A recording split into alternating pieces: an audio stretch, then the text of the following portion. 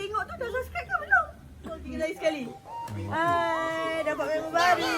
Kucing. Anak mami.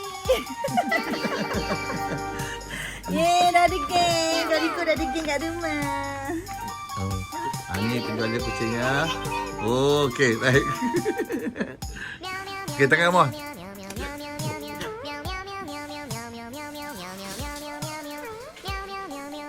Ni kucing ni tinggal nampak. Satu saya dah ambil dah. Mana kucing dia? Lari. Kucing lari. Kucing dia lari mana? Ya ke? Apa nama dekat kad dia? Kita tak tulis nama dia kat kad. Oh, tak ada kad dia. Dekat customer lah. Tapi kita panggil dia Batman lah. Oh, Batman lah. Oh. Kalau nak maintain nama pun okey. Nama kedai pet Pets Wonderland. Pets Wonderland. Okay. Okey. Kali kedua beli ni Kita beli female. Kencang kita beli male pula. So kalau nak beli lagi nanti boleh datang lagi, nanti saya bagi diskaun lagi. Alright. Nampak. Okey, terima kasih. Bye.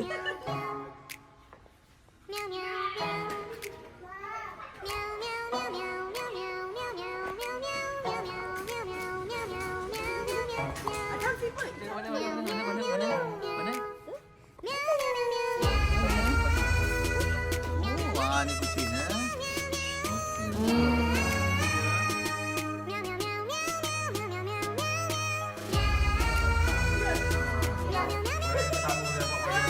Okey, right.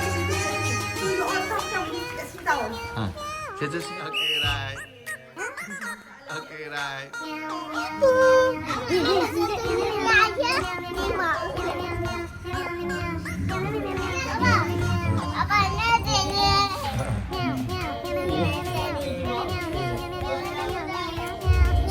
Anda rasa video saya terbagus? Okey, tapi jangan lupa please subscribe my channel.